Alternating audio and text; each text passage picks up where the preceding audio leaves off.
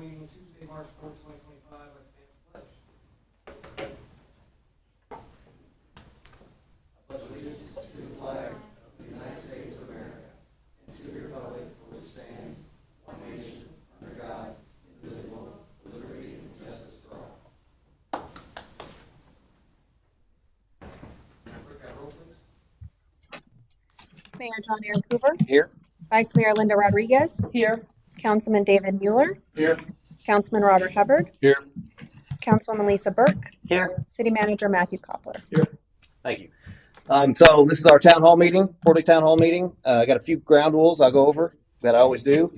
Item number one, this is your meeting. The agenda is totally open. It's open discussion. It's your opportunity to bring whatever you want to council and we can have interactive communication with you. Number two, be kind and respectful to everyone. Number three, be attentive and not disruptive. Number four, try not to monopolize the meeting. There's others that may need to talk. And again, there's no set time limit. There's no 3 minutes. It's just obviously if we had a room full of people, we'd try to divvy that up. But as we don't have that, we shouldn't have any problem with time. Number five, be patient. This is obviously a fairly new meeting for the last year and a half, 2 years, and we're constantly looking to improve it. Number six, have fun, be productive. There's one thing that we all have in common, is to be the best we can be. And then number seven, whoever starts with a topic, what we will try to do to facilitate it from a minute's perspective is stay on that topic. So if somebody brings a topic up, we'll allow other people to comment on that topic, and we'll keep on that topic until we've exhausted that topic, and then we'll move on to another topic. And again, there's no, you get more than one time, you can come up to the mic. If you talk on one topic, you can talk on the next and the next. It's really open forum.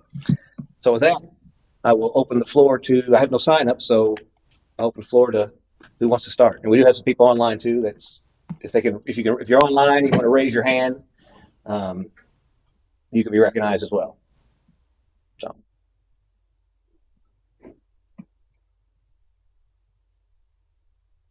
Any topics? Did we, Don't rush the podium. yeah, we do have, well, why don't we do this? Okay. Do you want to start with that before we open it up? However you want to do it.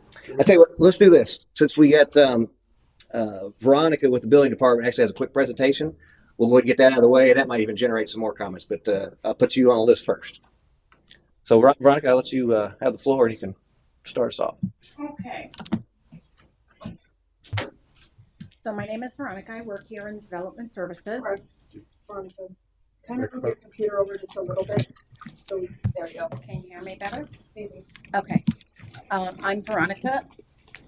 I don't have any preso. Have you started the preso yet? It's on the screen behind you. It's not in, On the Zoom. can you share that on the Zoom, you think? I don't. If you Share. share your screen. Yeah. I'm sorry. I just No, you're okay. Yeah. Give me a second. just for the benefit of people online, Yeah. and I was curious to see how this worked myself. Is that working? I have something. Good. Okay, so I put a little presentation here. It's a short 10-15 minute presentation on flood facts. Some of them have to do with our city and our county, and some have to do just generalized flood facts. So I'm going Before to. you go forward, this is because Where, the city is declared this week to be. Flood Awareness Yes. Week. That's correct. So this week we had a proclamation done by the mayor that's awarding the city or allowing the city to have a Flood Awareness Week for the first week in March.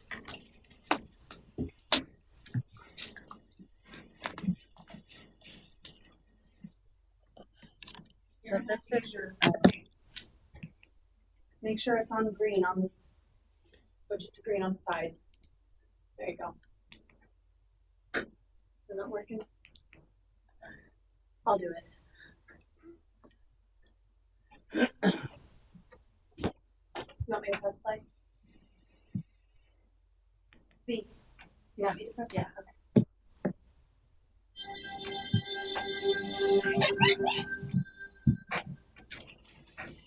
Floods. Did you know that there are actually 3 different types of floods? Seriously. Today, we are going to talk all about this watery phenom. So get your raincoats ready. First, let's talk about what a flood actually is. Simply put, a flood is an overflow of water onto what is normally dry land. Floods can be a few inches high to around 20 feet high, depending on the circumstance. And floods can vary in size too. Floods form in different ways: river overflow, heavy rains, tsunamis, hurricanes, melting ice, and dams or other barriers breaking can all cause flooding. And sometimes more than one of these things can happen at once. Here's an interesting fact. The most destructive river flood in the history of the United States happened almost 100 years ago in the spring of 1927. It is now known as the Great Mississippi River Flood.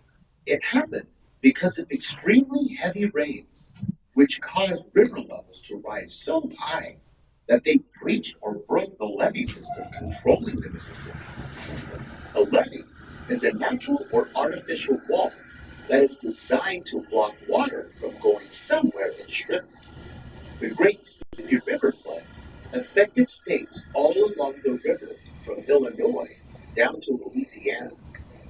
At the height of the flood, the southern part of the river swelled to be 80 miles wide. That's a bigger area than some cities. Now that we know the basics about what causes a flood, let's talk about the three different types of floods. The first is slow onset, which means that the flooding happens gradually over a longer period of time. Most of the time, this happens when bodies of water overflow their banks. This process can happen over days or even weeks. Next is rapid onset, which happens more quickly, usually a day or two. There is normally enough time for a warning in case you are in the flood's path. Last is the most dangerous type of flood, flash. Flash floods happen during a very short period of time, usually between 2 and 6 hours. But sometimes a flash flood can cause destruction within a few minutes. You might be asking yourself if floods can be prevented. Well, not exactly. But planting trees with good root systems can help minimize flood damage. These roots help soak up flood water, making it less destructive to the land. Nice. And floods aren't all bad. Sometimes they can leave behind nutrient-rich soil that helps plants grow. We have learned some fabulous facts about floods. Let's review. True or false? Flash floods are the most dangerous type of flood. True. Fill in the blank. There are blank different types of floods. Great. What is the name of the most destructive flood in the history of the United States? The Great Mississippi River Flood. Fantastic work, friends. Floods are an interesting phenomenon caused by various factors. Maybe one day you will study floods and come up with some new and exciting ways to manage them. Hope you had fun learning with us. Visit us at learnbright.org for teachers and homeschoolers.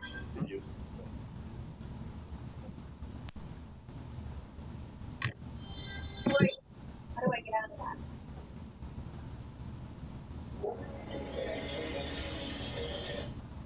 Is that another one right there? No. Escape, maybe?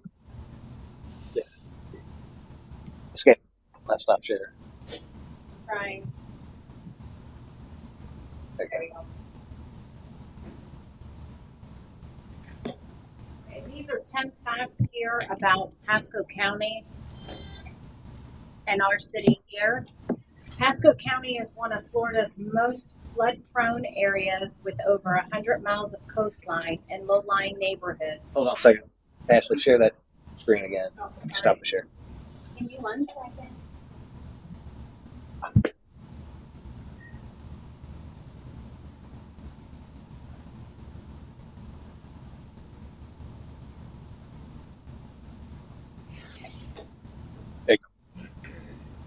These are just some facts about our area here, Pasco County and Port Richey.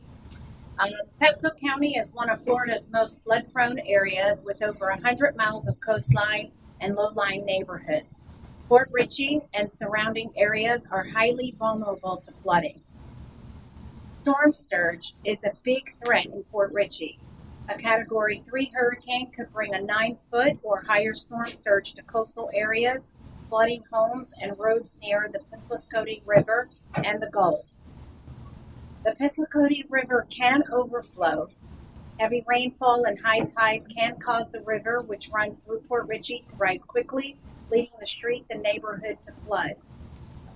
Summer thunderstorms can flood streets in minutes. Areas like U.S. Highway 19, Ridge Road, and neighborhoods near the coast often experience flash flooding after an intense summer storm. Floodwaters in Port Richey may contain wildlife. Local flooding has been known to displace alligators, snakes, and even floating ant colonies, making floodwaters extra hazardous. Port Richey's king tides can flood roads without rain every fall. King tides, extra high tides, can cause street flooding near Bayonet Point, Gulfview Square, and coastal neighborhoods. Over 35% of Pasco County flood insurance claims come from outside high-risk zones. Even if you don't live right on the water, your home could still flood.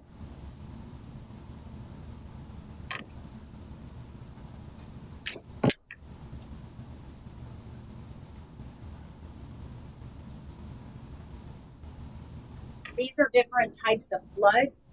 We have sewage flooding, flash flooding, river floods, coastal floods, or they're also known as storm surges, or groundwater flooding.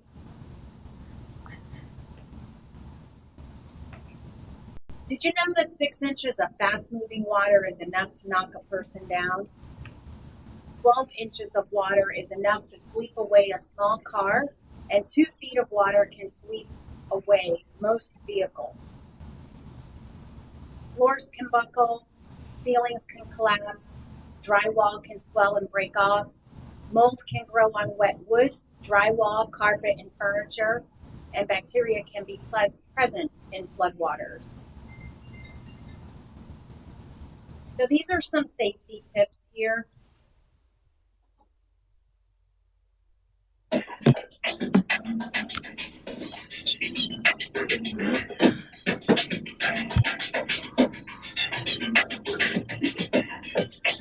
Have an evacuation plan. Protect your property.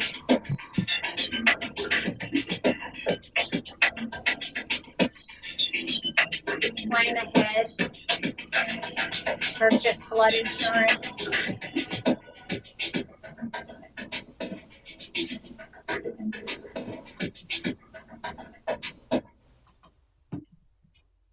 That's it. That's it. Thank you. Okay. Was there any comments, questions about flood stuff? Okay, floor is yours. Welcome. When you come to the podium, make sure you state your name and address for the record.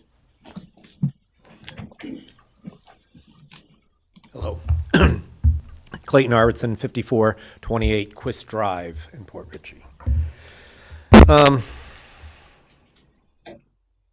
My discussion has to do with the building department.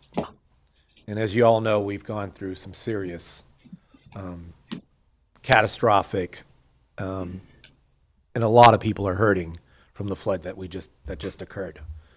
However, when you really step back and look at the damage minus the personal belongings, if you take everything out of the home that everyone's like really upset about, personal belongings, and you get to the structure of the buildings, and I don't want to minimize the damage that was done, but technically speaking, it was a flood that all of these homes have been subjected since 1960, and they're all still standing.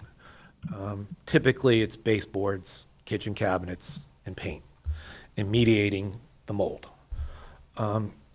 None of those are technically a permit required item. There is no sign off for baseboards. There is no sign off for paint. There is no sign off for kitchen cabinets.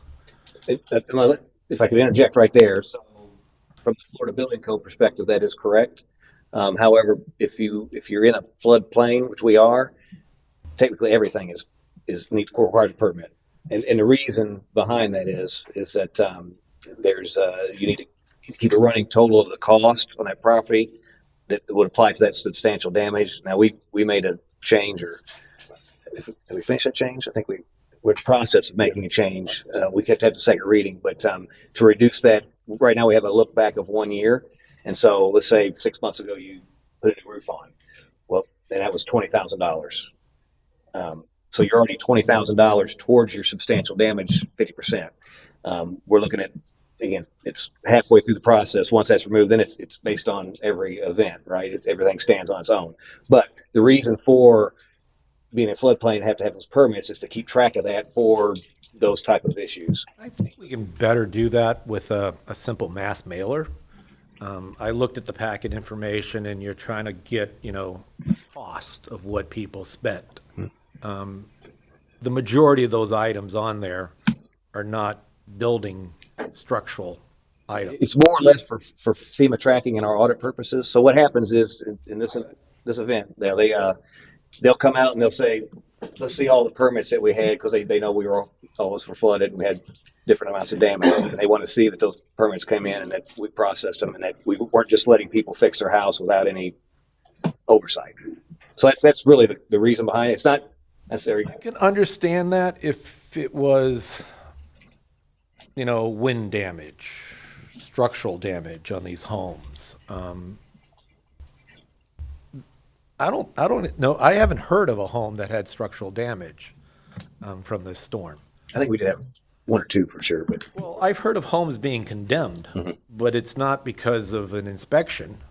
It's just because they believe. I know a person that had their house condemned, and it was because they didn't paint it. Structurally, the house is sound. Everything about it is fine, and in fact, no one's ever inspected their house. So to come to that determination from an outside walk by is hard to comprehend. yeah. Let me comment on that too. I don't want to keep interrupting before we get too far along. Is address it as you go. That way, it's easier to follow. So the goal is that everybody would have an inspection with the city. It's really, they should reach out. The letter that came out to everybody requires you to reach out to the city to inspect that. If you don't do that, what we're required to do from FEMA perspective is that we do an assessment based on what we know. So a water line. So if you had 4 foot of water at your house, okay, there's a water line there. There's evidence that stuff was put out to the curb, so there's damage. And so what they do is they take a 6485, I think is the number that we use, which I want to emphasize is one of the lowest, if not the lowest, in the surrounding areas. I think Pasco uses 120, 130. So we're half of what Pasco uses. And that number times your square footage gives a ballpark estimate of what the damages are. And then you take that and you bump it up against your value on the tax record plus 15%. They adjust it for market value. And that's actually, let me step back. In our code, we currently have 20% in there. So there's a little more buffer in the city of Port Richey. Everybody else is dealing 15. Going forward, we're actually going to go with that, whatever that number is. It changes based on what the property appraiser gives us. But actually, in this case, it works out because our code says 20%. So there's an extra 5% going into that calculation. So you take that 6045 times your square footage. If you become 50% or more, then the city deems you as substantially damaged, and it's up to you to prove otherwise. And the reason that's like that, it's not something we actually like to do, have to do. FEMA requires us to make a determination on these properties. So there's not a way around that. And what happens if we don't do that, and we just say, well, they didn't come to us, we assume no damage, and obviously we know that everybody had some amount of damage, right? FEMA comes back and audits us and realizes that we didn't do these things for these people that didn't come in. then they basically strip the entire community of our CRS rating, the ability to get flood insurance. And what happens then is we become a cash market. And so if you go to sell your house and somebody wants to buy with a mortgage, they can't get a mortgage because they can't get flood insurance, or some astronomical high thing. It's not feasible to do. So there's implications by not doing that. It looks like we're being a bad guy and we're trying to force things, but that's not really the case at all. We have to follow these processes in order to protect the community as a whole, so that we're able to get flood insurance, we're able to get discounts on flood insurance and that. So I'll let you continue. I wanted to explain that part of it for you. That's if you were catastrophically. If you're Everything you just said was for a catastrophically damaged home. it was not. Sustained substantial damage. Well, substantial damage is defined from our code perspective as 50% of value or more. It could be less. I mean, we could adopt a lower standard like 40%. I can understand that. Or discount for that because we have a higher threshold, but the minimum is 50%, and so that's also Florida Building Code as well. That does that outside of flood. If anytime you have a fire or something that damages your home beyond a 50%. Well, again, with all due respect, everything you're stating is for a substantially damaged home. Correct. Right. For the non-substantially damaged home. Under 50%. Okay. Right. Way under 50%. Okay. Well, 49.9 is still under. Right. All that applies. According to section 1025 5A, permit exceptions are it shall not exceed 1,000 square feet of repairs, is what it states, or as a non-owner shall not exceed $5,000 in cost. Do not require a permit. That's in your Muni code. So those are the things that I'm trying to bring attention to the building department, that if you don't have substantial damage and you don't have a requirement to really go through your whole house other than baseboards and kitchen cabinets, you're not going to get to that $5,000 threshold in paint. So with that in mind, just to give you an example of the Well, if I could, problem we had. if I could on that, I want to see, is that what he's referencing? Is there some kind of, what that is? Does that sound familiar to you? Section 1025, 10-25. 10-25, paragraph 5A, permit exceptions.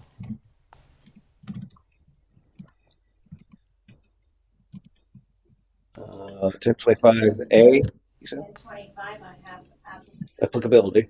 Yep, and then you go down to 5A. 5A. So 5 is enforcement of the provisions. This article shall be by the Board of Adjustment sitting. So this is, that's for the Board of Adjustment. These are permit exceptions, yeah, but this is exemptions, I'm sorry. Florida Building Code Administration Enforcement is Article 2. Just so I can continue. You got, The harassment, do you want to address this right now, or? well, I don't want to forget it, thing, so. well, that's just one thing that, we should be mindful of, that people do have the right to do general repairs to their homes. They do have that right, and you shouldn't strip them of that right. We're not living in a communist society where we have to dictate everything we do inside of our homes to the building department. Well, again, if you're in FEMA requires us, if you're in a floodplain, which we are, that you need a permit for everything. In fact, I've asked for those so-called hidden requirements by FEMA that are forcing our building department to act accordingly to produce them. Dave Mueller just sent me a note. Sorry, just muted that. Somebody else. You're not muted, Kelly. So just to go into our situation, on December 17th, we got a notice of determination from the city of Port Richey saying that we did not sustain substantial damage and we do not, meet the thresholds and all that stuff. And we thought we were fine, dandy. That was on December 17th. On January 18th of 2025, didn't receive any kind of notice, nothing. Nothing from this city, nothing from the building department. I get a court notice saying that we have to go to court on March 7th for a stop work order. That was never placed, nothing. Spoke with the code enforcement agent, Patrick Duffy. He stated, yeah, it was thrown in the mailbox. I'm like, I hope you guys did put a first-class stamp on that, because you're in violation of the U.S. Postal Code if you didn't. It wasn't placed in my mailbox. This was the Louisiana group, I guess, or the Alabama group, the additional code enforcement agents that were hired. You're talking about stop work order? They claim they gave me a stop work order. They claim. It was actually when Patrick finally admitted that it was actually a picture was taken at Wawa of the document. But notice was never given to us. Nothing was mailed to our house. We live in Massachusetts, which is where our tax goes to. So Proper notice wasn't given. well, so if I, Said he was going to get rid of it. so if I could clarify, just to make sure. So there was evidently you got a letter saying you weren't substantially damaged.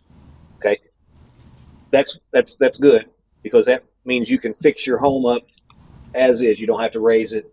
So substantially damaged, there's other restrictions. You got to bring it to current code or whatever. You can repair that. Still need a building permit. And so what I assume has probably happened here is they were witnessing work being done on the home with no active permit, which would, the first step of that would be a red notice that doesn't go to the mail. It gets put on the work job site to stop work because you can't work without a permit. Okay, and then, Veronica, if you could, after that, does that immediately have a NOV attached to it then that goes out via mail? And I'm understanding. Oh, here, Mike. I'm trying to understand all of everything that took place, because I'm not 100% of understand what took place with you. But in December, we had a damage assessment team go out to every single home. Okay, if they noticed work being done at the residence, they were to put stop work orders on the doors. At that time, if that occurred, not in mailboxes, not hanging up anywhere, they were supposed to place it on the front door and take a picture. Where the picture was taken should have been right at the front door. It wasn't. I can't attest to that. I'm sorry. Yeah. But I spoke to this gentleman. If it's an active case or whatever, we got to be careful about. No, it's not an active case. He just. I've been advised. All right, don't do it. Cut you off. Okay. So that damage assessment team put rank cards, stop work orders on the doors, and were to take pictures at the door and then move on. They may have knocked on your door and nobody was present, but if they saw construction, if they saw materials, if they saw anything that alluded to them as construction without a permit, then that's where the stop work order came. So I'm assuming that that's what occurred. Nope. Okay. So then the next step would be is homeowner would come home. Are you the owner of the dwelling? Me and my wife, yes. Okay. Your name appears on the property appraiser as owner? No, it's I put them all in my wife's name. Okay. Okay. And you weren't there, right? She's going to outlive me. Okay. For me to just put them in her name. And you was 99 years old. She's going to, and me, I got bad knees, so I'm not going to last that long. were here when this stuff happened, right? So what happened was, just to go through the order of the letters that you guys sent me. December 17th, a notice of determination of non-substantial damage, and we can go ahead and repair. Okay. On 1/18th, I get a court notice saying that I have to appear in court for not abiding to a stop work order. That was January 18th? January 18th is when I got the court notice with no address listed on it. And this is for Note 428 Quist, right? Nope. Oh. 8150 Papaya Street. 8150. 8150? 8150 Papaya. Yeah. What's the 5428 Quist? You took two properties? Yes, Okay, so the one you're talking about is a papaya. Papaya. Papaya. Go ahead. So 8150. notice of determination that we don't have substantial damage and we can go ahead. I vote. This is I don't know, it's like concrete walls inside this house. You literally can't even pound a nail through these walls. Pulled all the baseboards off, shot it all down with bleach, YA. washed it down, Our street. replaced baseboards, painted it, Yeah. you know, polished the floor, and new base cabinets is what we did. We get this court notice. It was faulty at every level. It was faulty, improper notice, improper service, improper everything, and the fact that it didn't even have an address on it made it null and void in itself. So the next level comes that I talked to Patrick. It goes away on February 18th. I get a dismissal of that court thing, and it's gone away. I'm happy. Everybody's happy. We think we're okay. Today, there is no work being done on this house. This house has been finished because it had no substantial damage to it. Yeah. It was baseboards, kitchen cabinets, and some paint real quick. Took me maybe a week or two to do. Well under $5,000 in damage in this house. And yet, today, I get a stop work order. Yeah, we see that. There is no construction being done on this house. There hasn't been any construction done on They this were house. painting, is that what you're saying? No, we haven't painted. We painted this house back in, I don't know, January, I'd say. What do you say? January, December. We were done with it. So there was no work happening today when the stop were put on there? Nothing. We'd have to ask them on that. For some reason, there's a stop work order. We see it in here. And again, when I got the first stop work order, I asked them to clarify and tell me exactly the work that you wanted me to stop. You know, and it states in the statute that you're supposed to list what you're in violation of, and it's supposed to list what exactly you're doing wrong, and it's supposed to list a means to remedy it. All of those functions were omitted. And they're supposed to be added into these forms. I mean, I would hope in the future to add, to clarify this whole thing so that someone else doesn't have to go through the same thing I just went through. Well, yeah, so if the stop work order or notice violation should reference what exactly the violation is for, what the stop work order is for, and if it, again, without looking into the details, I mean, we see that there's something out there. We have to check into it and follow up with code to see if it wasn't there, why it wasn't. And that may very well be a problem. Well, we see notes. I do see the notes for the case. The case started December 13th.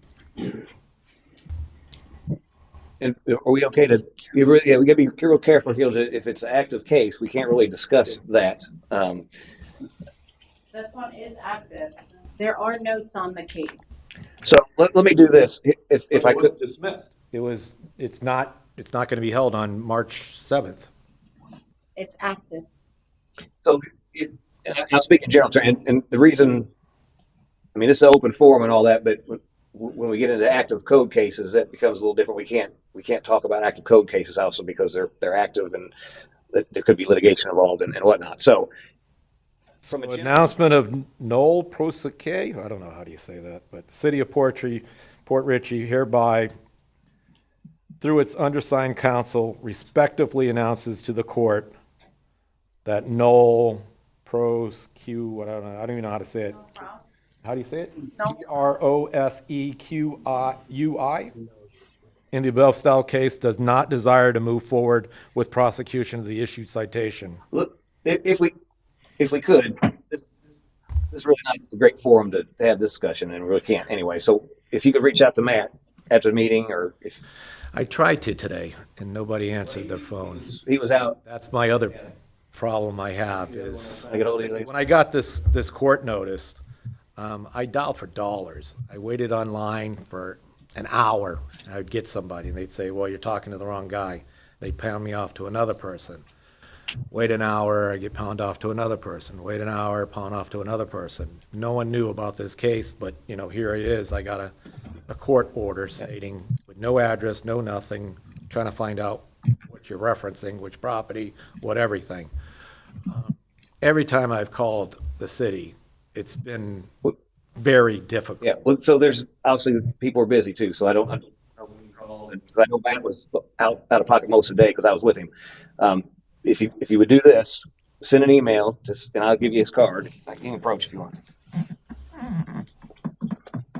love to get this thing taken care of and put behind us. I mean, So- all I do is work. So if you would email him, that's the best way because like he's got stuff on to set up a time that you can meet, Okay. and then you copy me on it. He'll Okay. set up a meeting Well, with I'm you. only here. And then I need to go back to the podium so people would hear you. I just want to give you those cards. You're only here till when? Tomorrow. So you're leaving tomorrow? Yeah. I'll be more than happy to meet you tomorrow. I'll stop what I'm doing. You're not leaving. You leave tomorrow night, I guess. I leave. You got something tomorrow? That you could. So tomorrow's my last day here. I leave first thing Thursday morning. Here's check your calendar real quick. I come back on the 14th, I think. 10 o'clock tomorrow. Can you do 10 a.m. tomorrow? 10 a.m. tomorrow. I'd love it. Come here to City Hall. Come around the side here and meet with Matt and then let him know the details. But I want to speak generally about process for other people that are listening. So if you're doing work with, I don't know about this $1,000, $5,000. I'd have to look at this and have the building department take a look at it and see what exactly the code is saying here, what it applies to and whatnot. But generally speaking, and we found this out from FEMA because in the past, we didn't have permits for paint and flooring and all these different things, right? That's something that we learned recently that because we're in a floodplain, we actually have to have permits for everything. And so it's a special provision if you're in a floodplain. Again, there's you point out something here. We'll have to look at this and see what this applies to. The only thing that But let me everyone references that FEMA thing, and yet like it's so referenced over and over and over again. You would think you would have a packet showing what that statute from FEMA is, and yet nobody has this. We do, we have a whole binder on it. Are you talking the permit? It's substantial improvement, substantial Are damage. you talking this thing? That's the application packet. That's not the FEMA book that we go through. Okay. It's a manual. I have two requests for this from the code enforcement officer and the building inspector to give me a copy of it. It should be readily available. It's online. Because it's, Well, if you could give me a copy, it'd be great. well, I can't make a copy of Well, it. it's for you, but I can intermediate. give you the link. Get your reference here. Just Yeah, I can give you the link to it. this. It's the substantial improvement, substantial damage. Fire. So again, I wasn't substantial damage, so wouldn't I be exempt from that? But it's still substantial improvement. Okay. Let me. This is Division 4 permits, Section 109-101, permits required. Any owner or owner's authorized agent, hereinafter applicant, who intends to undertake any development activity within the scope of this chapter, including buildings, structures, and facilities exempt from the Florida Building Code, which is wholly within or partially within any flood hazard area, shall first make application to the floodplain administrator and the building and zoning official, if applicable, and shall obtain the required permit and approval. No such permit or approval shall be issued until compliance with the requirements of this chapter and all other codes and regulations have been satisfied. Okay. So and then it goes first, goes on. Talks about, That's for substantial improvement. this is for all work. And so What was that code? What was that again? Division 4, Section 109-101. Division 4, Section 109-101. 109, 101. It's headed permits required. FEMA, No, this is our Port Richey Muni Code. Port Richey Muni Code. And keep in mind that a lot of our code reflects what FEMA requires of us. It's not like something that we could say, well, let's just pull that out. Well, it's in there for a reason. It's FEMA requires to have it. So, but let me try to why this seems overreaching and whatnot from a layperson perspective. That's the reason why we have to do that is because FEMA requires these things. But what I want you to understand is right now, if you're not substantially damaged, the permitting process is free. We're not trying to tell you what you can and can't do. It's just, let's just use paint, for example. It seems stupid to have to get a paint permit. I agree with you. But again, it's because we live in a floodplain, it's required, it's trackable. And so, but there's no cost. And actually as a council, because we haven't really dealt with that in the past, because anything outside of Florida Building Code, we didn't do. So paint, we wouldn't do, flooring, we wouldn't have done in the past, but we found out that we have to. and it's in our code, and that's something that If you go on FEMA's website, it explicitly states I nothing to do with building codes. It has nothing to do. but If you go into their question and answers, it says they have nothing to do with building code. they don't they don't deal with building codes, but they influence building codes, of course. They don't We'll have our meeting tomorrow. yeah. So and then but I could just before you leave, and so they're free. You come in, and so the paint example, you come in. As long as you're the owner of the home. Right there is Again, to require a homeowner to pull a permit for painting, just think about that, how that sounds. but again, I mean, you talk about overreaching.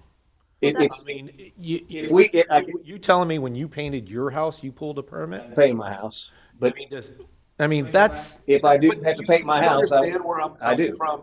I totally. When you make that statement, it's like, wow. It's Wow. it's the way it is. Sir. Stating everybody has to pull a permit to paint. And Am I understanding that correctly? any work done, Any improvements done.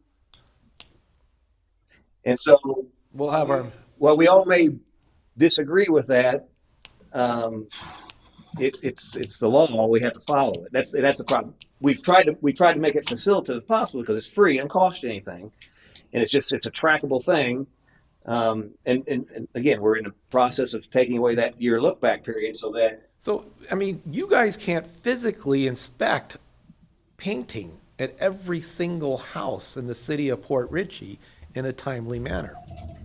It's not. You can't do it, and it's not an inspectable item. And to actually go, this is the exact same thing would happen before. It's not Because so if much. you go into painting, requiring a permit for painting, what's next? It's not so much. What is next? Requiring a permit for painting. It's an improvement. So on the form there, on that application packet, Again, it's a polling question. it's a substantial damage, substantial improvement. So if you're doing any type of improvements, you said all you did were baseboards, you did some painting, you did maybe some cabinetry, maybe you lost some appliances. That's tracking. Those are improvements being done to the home. So it's not necessarily that you have to pull a permit specifically for just that. With this damage, with the hurricane damage that that the city had, we have to track all of the improvements done to your home, even down to the hardware. And so that's what that application tells you. It's a substantial damage / substantial improvement. My argument is, though, I mean, you want to know the amount of money spent, No, we need to know. and We need to know. We have to know. well, We have to track it. you would be better off sending a mass mailer requesting that information than trying to do this Well, I method. can tell you. Obviously, we had a city. We had 2 hurricanes back to back, right? So we're trying to do what we need to do. Now, going forward, we definitely need to look at how do we manage because while we have to track that stuff, for instance, do we want to put that through our regular permit process where there's a charge and all that?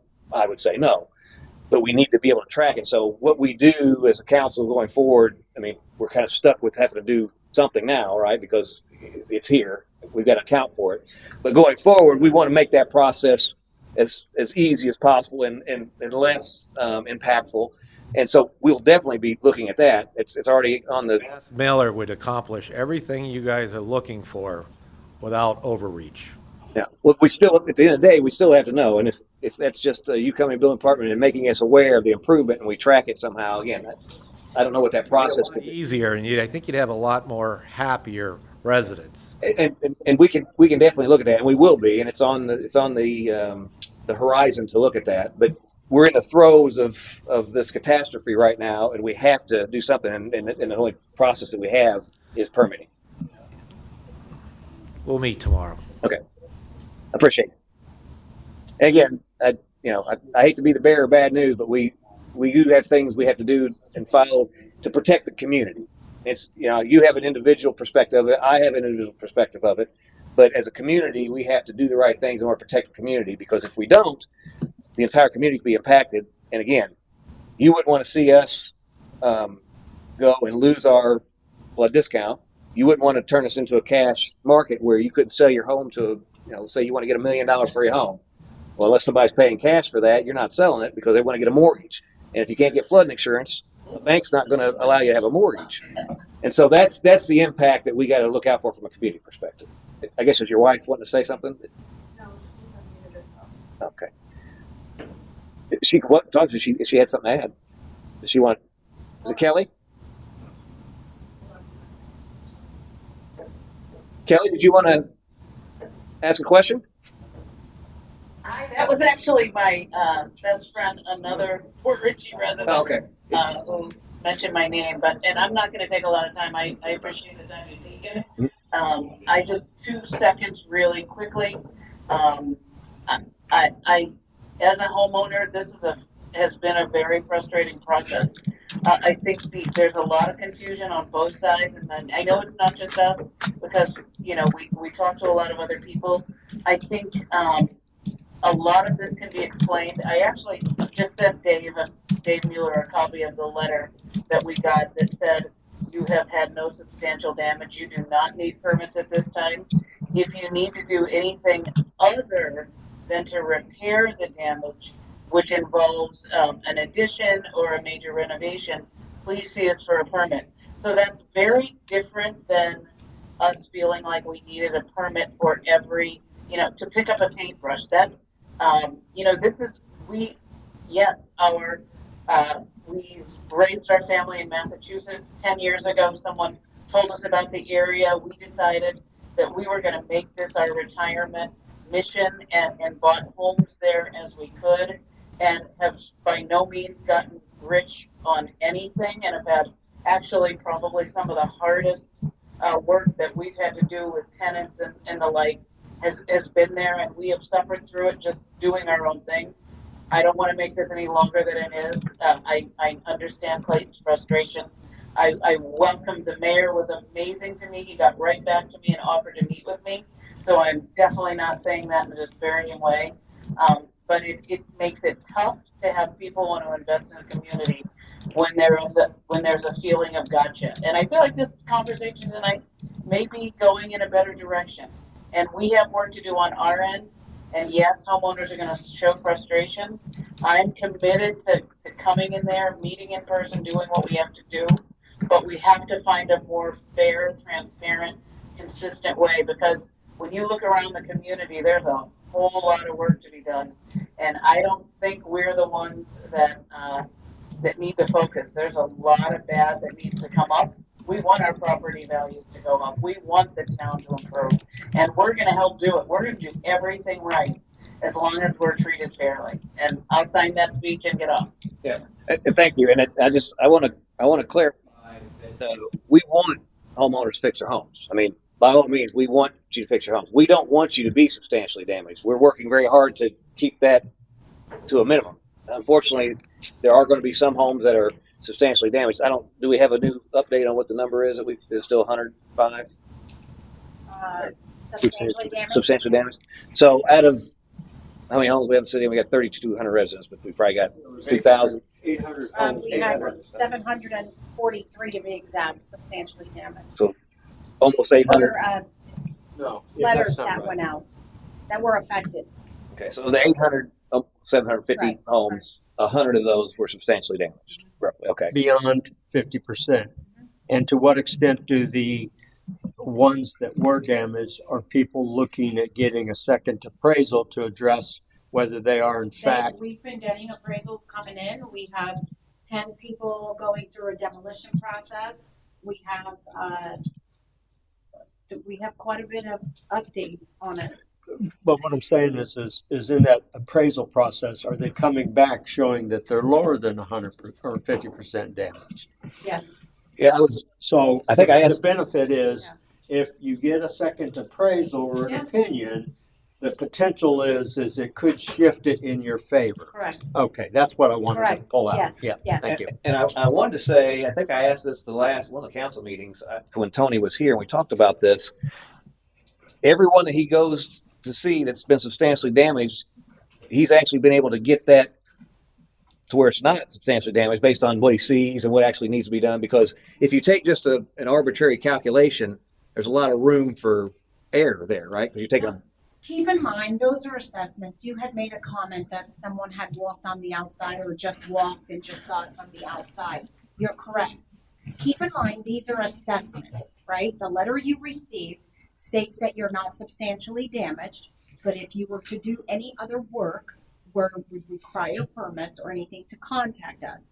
We don't do a damage assessment until we do a walkthrough inside your home. That's the only fair way for us to give you an accurate percentage of what could have been damaged. In your case, it's a little bit different because you had done the work before a permit was issued to you, right? So it's a little bit different. So keep in mind, the assessments that are given and the letters that are mailed out are based on not necessarily, it could have been if the inspector went into your home and did the inspection, right? Or if we did one off of the watermark that was taken from the outside of your home 2 days after Hurricane Helene. So that could be an assessment that's not 100% accurate. We don't know that until we go into your home and see what has been done. matter of fact, it actually may be too low. I mean, a lot of times it's It too may be high. lower. We haven't seen any I can tell you, I that. spent less than $5,000 fixing that house. Right. I mean, and we're self-insured. We collected no money from FEMA. We collected no money. And from so FEMA. we don't, We But- self- I need you to come to the mic if you're going to talk too. you So know, it's like, hold on, just come to the mic. Again, we didn't collect any money from FEMA. We didn't collect any money from any insurance. We're self-insured. You know, it cost me less than $5,000 to do that house. and to you, And to, you know, I understand there could be homes that are, but she just stated that she's making it based on watermarks. Well, that water went in and out so fast that if you mediated the mold and chased it with bleach up those walls, you probably wouldn't have had a total gut. If you actually held the people up and didn't allow them to start doing things to their home, then yes, they'd have just one big green mold thing.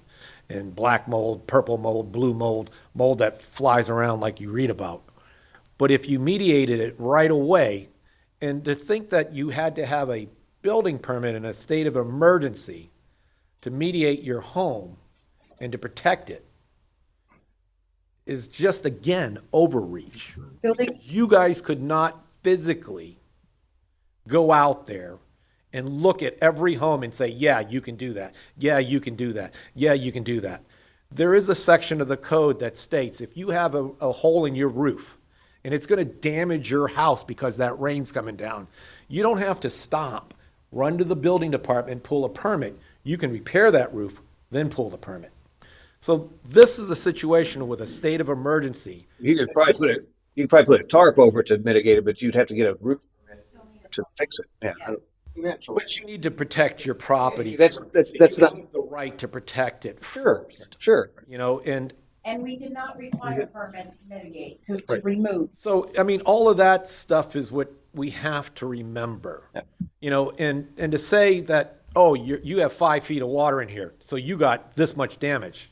You don't know, because you don't know if they had plaster walls, cement walls, or did they have sheetrock. That's why you have to engage the building department to come take a look at it so they know. And But there again, you just send out a letter without actually, we sent out a letter. you know, without actually seeing it or doing an inspection. We sent a letter asking for an inspection to call us so we could inspect it. That's not what we got. Well, We got a letter saying we didn't have any substantial damage. Matt had a couple things to add. No, she Oh, she got it. Okay. You know, and Again, I don't know what you got, what you didn't, but I'm not talking I'm just talking in general, how we can make this process easier for people in the future. Because we all know we live in low-lying areas. It's going to happen again. Mhm. You know, and you mediate it accordingly. You know, and people should be able to protect their property. I mean, you have to. you didn't need a big. I look at what happened at Gulf Harbors. You know, they literally, their HOA stopped everybody from going into their homes. And every single one of those is a petri dish right now because they didn't do anything. If you went in there and just wash your house down with water. I mean, I took power washers to the inside of these houses, you know, because you put fresh water in, you bleach them, vinegar. You know, there's ways to mediate this stuff, and then you tackle it, and it makes the process a little easier. And the building department should be educating people on how to mediate the mold, what we can do in the future, so the next time this happens, instead of a gotcha attitude that, oh, don't stop everything you're doing, pull a permit. No, you should say, hey, this is what you can do to improve your home, improve the safety of your home, improve the environment of your home, the sanitation of your home. By just putting a stop work order on someone's house, Well, improve their situation, right, we get, remember, improve the sanitation of their home. the stop work order is to prevent unauthorized work by, and Obviously, there's no work being done on that house, and yet I got a stop work order today. I mean, again, I'm saying there's holes in this system. You know, to say that this is the way the system's supposed to work would be great. I'm trying to explain to you from this side that it's not working. well, every case is unique. There's a big hole in it. Every case is unique, and in general terms, if the city witnesses work being done on a property that has not been permitted, Again, you're talking general terms. You're not talking exactly. I can't speak to your business. Again, if a house needs, I mean, let these people fix their homes. We're not trying to. I mean, that from I happening. can't believe you're not allowing these people to fix their homes. We aren't. You're not allowing them to move back into their We're homes. not allowing them to fix their It homes goes on and on. because we require a permit. The way you guys are requiring permits. And- It's not that, I think what he's saying is that, you know, initially, from the beginning, you know, the city tried to stop everybody from doing anything. And he's saying, let them do what they can possibly do at that moment. We can't do that. That's what but I'm telling you, that's what. Right, and that's what he's saying, but we didn't stop anybody from doing the remediation. I mean, within 3 days, our roads were covered with debris from people ripping out drywall and everything else. So we never stopped anybody from doing the remediation. And there is no required permit to gut your house and do that. I don't know if you guys remember, but Governor Santos came on TV when this thing came out and said there was no building permits required to do this, just like Gavin Newsom just did in California. There is. It's for what? Do what? To do what? To get working. Because Well, what work are you? you know as well as I do, if every home impacted by this storm came down to the building department and tried to fill out a building permit at the exact same time this happened, you couldn't handle it. Even if every single person in here manned up, worked in the building department to handle those building permits, you still probably wouldn't be able to do it. You know, and then never mind the inspections and all the other things that go along with it. So I understand you're trying to do the right thing, but you can't physically do the work. So you had to hire code enforcement agencies from outside that really didn't know the code. Inspection. Those are damage assessments. Yeah. Well, they said code enforcement on them No. when they ran around. Yeah. And again, they didn't do the proper procedure just to get If they don't have access to your home, all you do is take a number times a number to get a number. Can I have access to your home? Well, sure, call me. I'll invite you. But that's essentially, so you have to remember that these are private residents. We respect that. Without a search warrant, they technically don't have to allow you If you to. don't allow us, then we are by statute allowed to. We are allowed by statute to. We do live in a free country, We do. you know, and the Constitution affords every citizen a certain level of right. I totally agree. And when you pass bylaws that contradict the Constitution, they're null and void. Split, you had a comment? I did. Go back to It's just a general comment. Every last person in our city, as long as up the west coast of Florida, has had major problems. Your frustrations are evident, as are 3,000 people in our city are frustrated with this. This was 2 hurricanes, as everybody knows, within 2 weeks, back to back. and there were two different types of floods, right? We've not had to deal with that in a city. Nobody has on the west coast of Florida has had to deal with this process, a flood here, or a couple of little bits, but to the degree that these disasters hit us is unprecedented, right? We've never had to deal this. I'm going to say we weren't perfect, and we're never going to be perfect. But with input from our residents, we're going to try to make that. But we have to use input from our residents with the guidelines that were given by the federal government and from the insurance companies, and we have to marry something in the middle and come up with compromise on how to do that. I'm sure there are holes. You're probably not the only one that there's been holes for, but as a city, we were trying to do the best we could. So I apologize for what happened to you.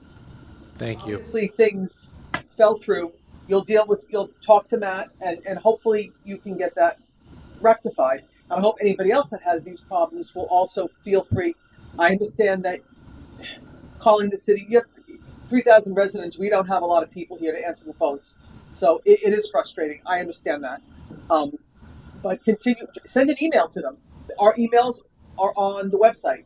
Send an email. And then you have documentation that, look, I sent an email on such and such a day to every member on the council as well as Matt, and nobody except all 15 of us didn't answer you. Yeah, that's a serious problem. Oh, I know Mr. Hoover would. I know I You would. can answer for me. I guarantee that. So I would. My wife's the emailer. So I appreciate your frustration, because many of these people were flooded that are sitting up at this podium as well, and had to also deal with frustration. So I would just say meet with Matt tomorrow. Bring all your paperwork, all the stuff that you've gotten, present it to Matt, and let him try to fix your problem. And hopefully by your problem, as well as the other problems that we have fixed over this couple of months, we can put something together and definitely close some of those loops. I'm going to guarantee all the loops aren't going to be closed, because we're not perfect. We're going to find something the next, God forbid, disaster in 50 years from now, when none of us are here anymore. I hope it's 50. Exactly. So, but we're going to work to try to close those loops for not only just you, but every single resident in Port Richey. At least us. Yeah, no, we hear your frustration. We and others. Again, every case is unique, and so meet with Matt, find out where your gaps are, so we can address those. And anybody else who has gaps that they didn't get notified properly or whatever, bring that in. We'll work through those on an individual basis, because that's what we have to do.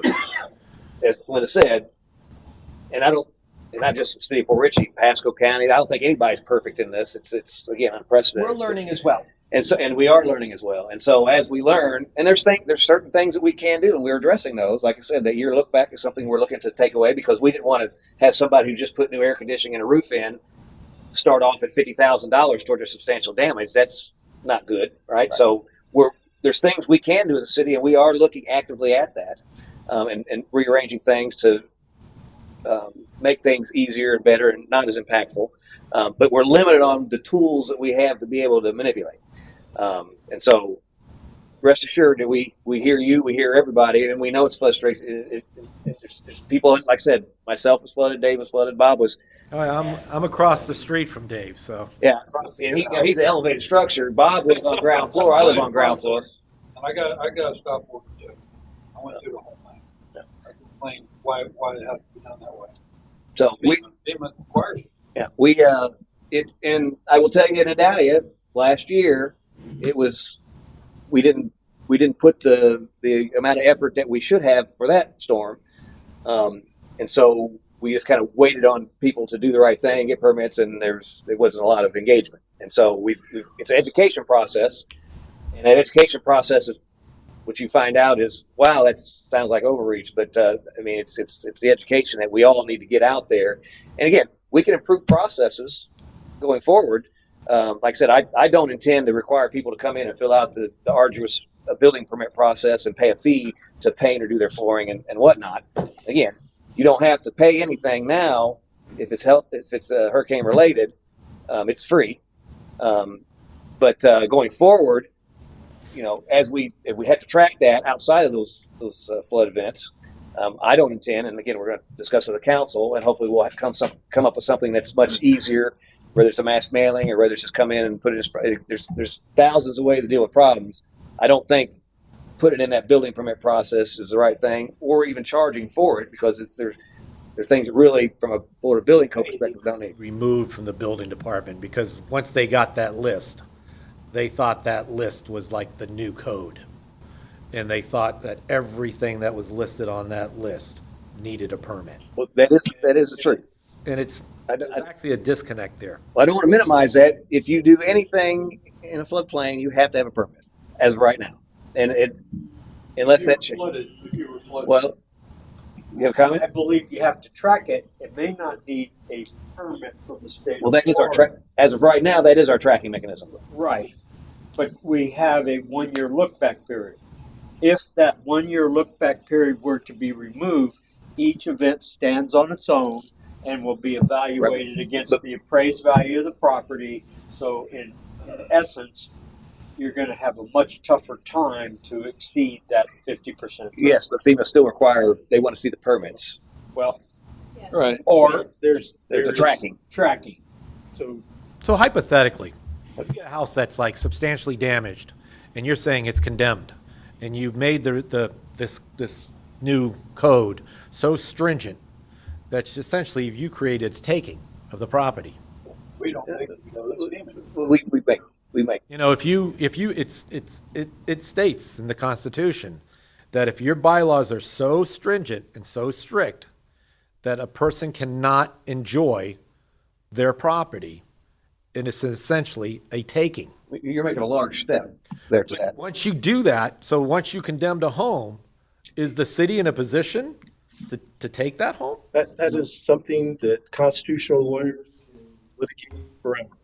But, right now, there hasn't been any challenges to the states or any of the municipalities in the state of Florida with that code. So how many homes have you physically condemned and torn down? From the hurricane? We haven't torn any down.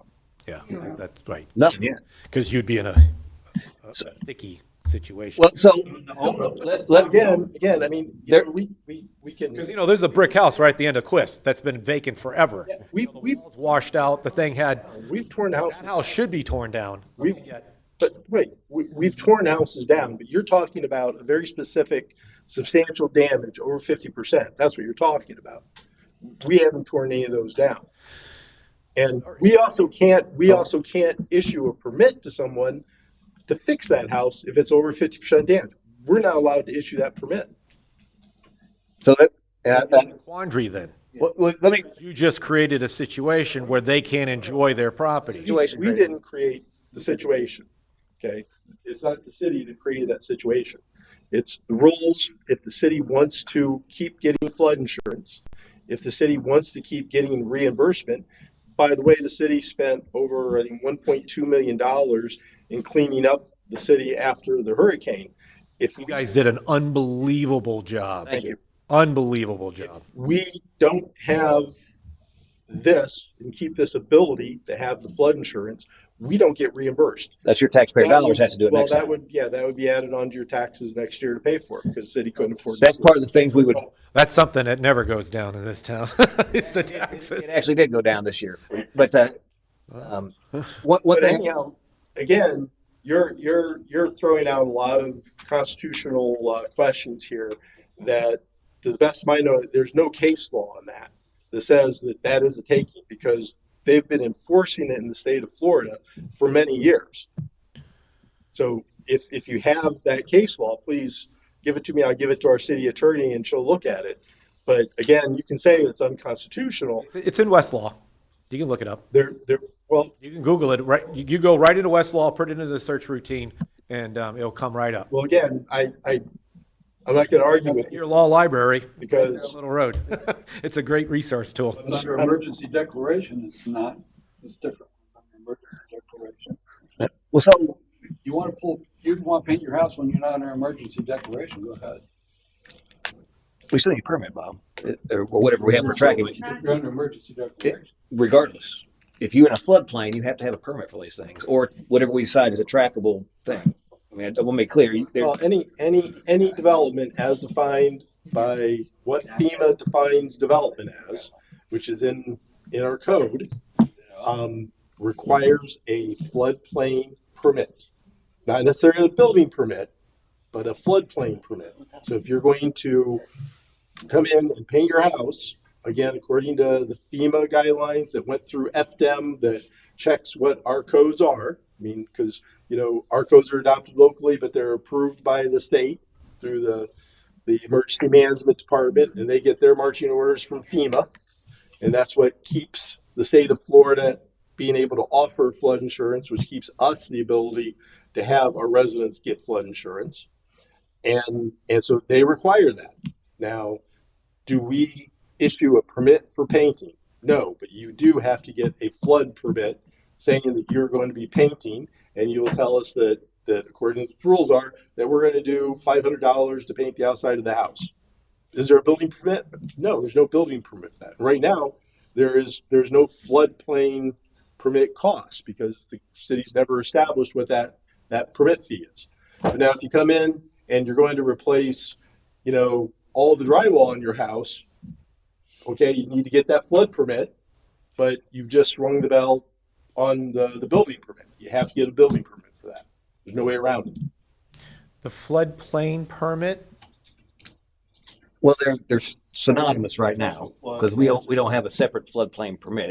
It's a building permit. It's just there's no cost to it. That's right there. We don't. Right. We don't have there's no cost for that. Right. Right. And you can pull a permit, again, I say, if you're the homeowner of the home. Right.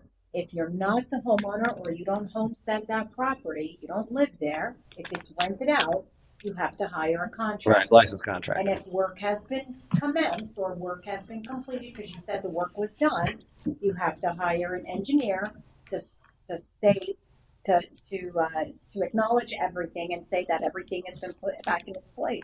you need to hire an engineer to inspect your paint, No letter to- baseboard. Because we don't, the city is not gonna take the liability, the building official is not gonna take that Again- liability, because we don't know what has Yeah. happened. This. On painting of the house, we wouldn't require that because there's no building permit for painting of the house. But if you did other work, If you ripped out all your that would drywall. require a permit. No drywall ripped out. Okay. Well, again, I don't know. So I'm just saying, if you've done work that requires a permit, Board inside the house, you don't have to pull it. You pull the baseboards out, to mediate, Well, that's dry the wall out. if But you don't replace- without the city going to your house, is there any way for us to ascertain what kind of drywall cement board that you have?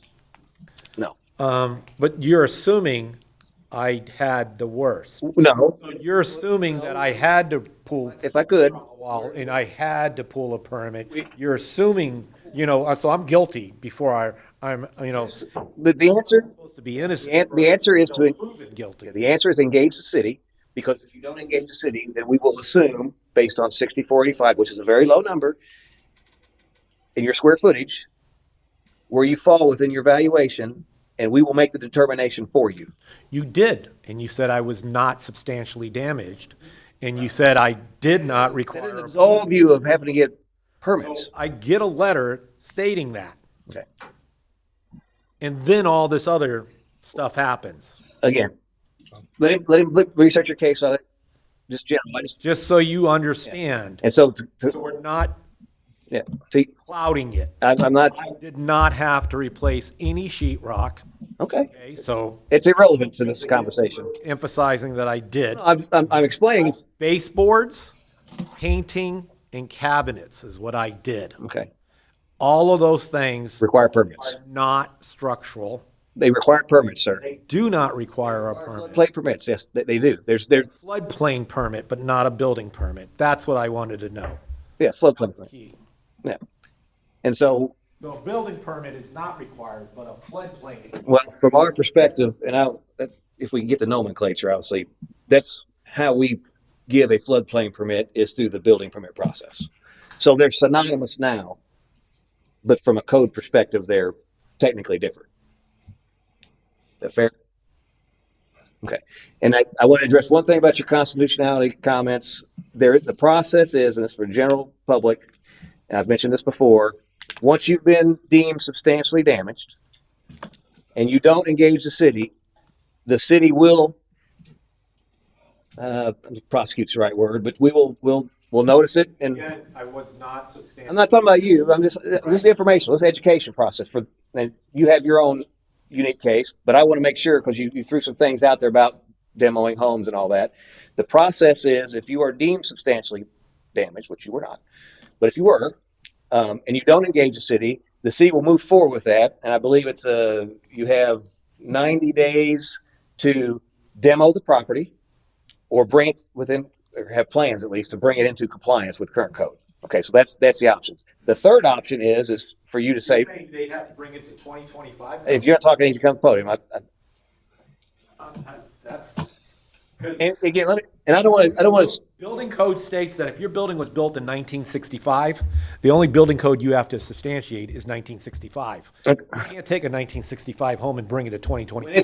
So again, you seem to be knowledgeable about certain things, but hear me out here. It doesn't. The problem. No. You're trying to make an old home. No. Code. That's what I'm going to explain. If you None of us. If you could give me a second, I will explain that. Once you become substantially damaged or you need substantial improvement above that 50% threshold, it's no longer based on that. And let me give you an easier example to understand. If I could. Most of them actually been overturned already. So I don't even know why this is a mute thing. Like I'm trying to bring forward a problem that this city is potentially having. I'm trying to drill home how you're going to tear down a house. So if I could answer your question. Most of them have been less than 50% damaged once they had an appraisal done. And all of this stuff is mute. And you're still driving this 1 point home that it's substantially damaged. You're going to tear your house down. No, we're not talking about it's like, I don't understand it. If I can answer your question, if you are substantially damaged and you come in and and the building department goes and inspects your home and they realize you're not substantially damaged, you're no longer substantially damaged. I'm speaking in general terms. If you are substantially damaged and you don't engage the city, we're moving forward that you are substantially damaged. If you engage the city and we come in and we find out that actually you're not substantially. What is your point on that, though? I'm trying to answer your question. If you're not, that's not my question. If you're not substantially, you're going right to the ultimate gauntlet. Which pull back a little bit and be nice. If you're not, be nice to residents. Give them an opportunity to prove that their home isn't substantially damaged. Give them the opportunity, give them the benefit of the doubt. You keep asking us to do these things that we are, sir. We are. I'm begging you. It's on record right now. I'm on TV. I am begging every someone's home, and it's like, wow, I can't believe you're saying that. That's not what I'm. Tear someone's home down. If I could, I'm begging every resident that's an earshot to watch this video, call our building department and set up an inspection so that we can work through those numbers and hopefully get you not substantially damaged. If everybody called the building department, they wouldn't answer their phone. Call me. Okay, and so I'm going to finish my thought and I'll move on to the next one. And so if you are substantially damaged, the city will move forward with the process to bring you into compliance or to have the home demolished done. Okay? Not because we want to, not because it's a land grab, because we have to. And believe me, the last thing that anyone up here wants to do is tear somebody's house down. But if you're substantially damaged and you aren't willing to do things to get it in the compliance, then you have to take that to the courts. And the courts, at the end of that process, we have to, in order to protect the community. Again, we could say, we're not going to bother with him. We're just going to let him keep his house. And then what happens is once FEMA audits that, they come in and they strip us of our flood insurance capabilities. They strip of us any money that we can get from FEMA for taking the trash and doing something with it. For all the things that we get nothing. And so that's the impact. That's an option, not a good one. Okay? So if we pursue that because you are substantially damaged and you take it to court and you go to court, at the end of that process, the judge can say, you know what? He's 75% damaged. We're going to allow him to fix the home. He can take your property and make it an island. And then you you will not impact the whole community. You will be removed from our CRS grouping, and then only you suffer the consequences of no FEMA and all that, and that's on your property going forward. It doesn't impact the community. That's why we have to do it, because we want to. It's because if we do it for, You can put me on that island if I don't have to deal. well, we can't do that. That's what I'm trying to say. There is a process to get there. It's not something we can pick and choose. And believe me, I would put you on that island if you asked me to, if I could, but I can't. I don't have the capability to do that. None of us do. So you're saying you won't have any overreach on it? Well, no. Whoever's in that we- island has no overreach. We as a city have to do what we're required to do to protect the community, and we will do that because, if we got 100 homes and we just say, for these 100 homes, we're just not going to do it. We're impacting 1,000, 1,200 homes. We're not going to do that. It wouldn't be fair to those other homeowners. It would be great for the 100 or so that are impacted currently. Again, that number could go down. And I implore you, if you're impacted by that substantial damage, to engage the building department so we can help you. If you don't engage with us, we can't help you. And we want to help you. So I think I've covered that sufficiently. And so, is there anybody else in the audience or online that? I did want to let you know that Mrs. Armisen did supply the letter via chat with the Zoom. Can't hear. The letter that's finished out? The letter that was sent to them. Yeah, they're going to deal with that tomorrow. That's fine. I just wanted Yeah. to let you know that. Yeah, he'll look at that. And like I said, and just to reiterate, there may be some gaps, and if make us aware of them, we'll fix it going forward. It's not a perfect process. It's tough. Anybody else in the audience that wants to comment on flood-related stuff? Questions? Okay, so I'll close that top. Anybody online? And see hands raised. So No, I don't know. okay, so I'm going to close that topic and open the floor up to another topic.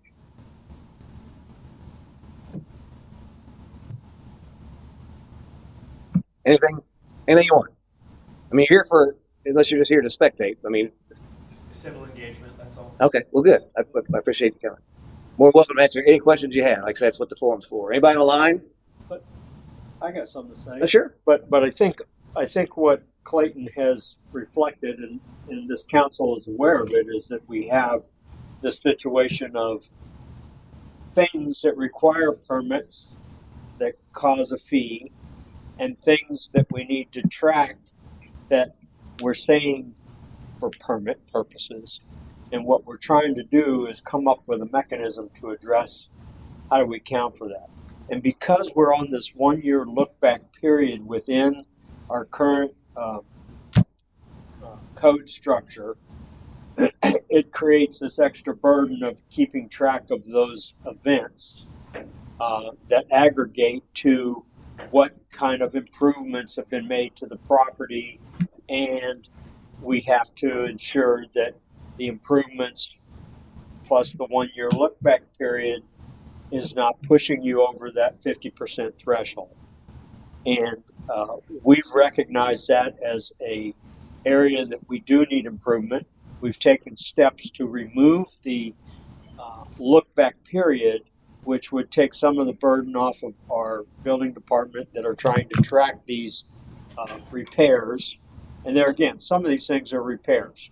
Painting a house is not a structural thing, but we need to be aware of it and track it for the purposes of that look back period. Just like anything else, putting carpet in a house, putting cabinets in a house, things that don't require typically a permit. But because we're bound by this 1-year look back period, we're required to capture that, and we are struggling with a mechanism to do that. And what we have is what we have today. Hopefully that will change in the future. And so that look back period, with that removed, yes, that really, what that does is it makes all that other stuff, the tracking, irrelevant. Pretty much. However, it doesn't take it away. You still have to do it. It's pretty much it's a perfunctory task at that point, because it's not going to add up to anything, because you paint your house or do your roof, you're done, you're back at zero. So it does help keep you from reaching your 50% substantial damage threshold, but it doesn't take away the need to track it. We still got to track it. And we can, we hear that, and we will push to have, that change until that's pushed down from the federal government. We have to participate in that process. We'll make it as easy as possible, but we got to participate. It's a lot easier if she didn't say all of a sudden you need a permit, and then now you can't get a permit because you don't own the home. Or you're not owner occupied. I need you to come to the podium if you're going to talk. You're saying you want to capture. If I can get you to come to the podium, You claim you want to capture all this information. So then you want to get everything. But then when they say they won't give you the permit because you're not an owner occupied or because you don't have a homestead, you pay taxes and you're the property owner. And all the codes state it references the property owner and paying taxes. It has nothing to do with owner occupied or if you filed a homestead. And yet they'll take it upon themselves in your building department to say, no, you cannot pull a building permit. So that just negated all of your information gathering points that you just stated. You want to track this information because it's a floodplain permit. Well, no, I don't. Allowing the building department to handle it. Hold on. They make a determination that you can't pull a permit. So how are they going to get the information if they're not open? Let me clarify. When we talk about a floodplain permit to do painting and stuff like that, does that fall under the same restrictions as the Florida Building Code, to where you have to, if you're not the owner of the property, say it's owned in a LLC or whatever, that you can't do your own painting? I can confirm that tomorrow. Yeah, I don't know if it applies to that. Florida Building Code. To my knowledge, it's any work that's either a substantial damage or substantial improvement. To apply for a permit, it has to be a homeowner if you're doing it as a homeowner builder. See, that's the building permit. No, we use the floodplain. Well, no, as the building permit. I think that's a good call out. We can check and make sure that the floodplain permit follows that same methodology. I don't know the answer to that. She's assuming it. Just to pull up another thing, like on your own website for the building department, there's a FAQ for permitting information, and it explicitly states painting the exterior of your house, painting and wallpaper the interior of a house does not require a permit. Yeah, that's incorrect.